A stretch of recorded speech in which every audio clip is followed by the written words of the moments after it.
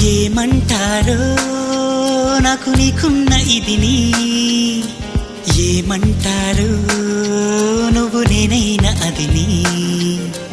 ఏమంటారో మారిపోతున్న కథని, ఏమంటారో జారిపోతున్న మతిని.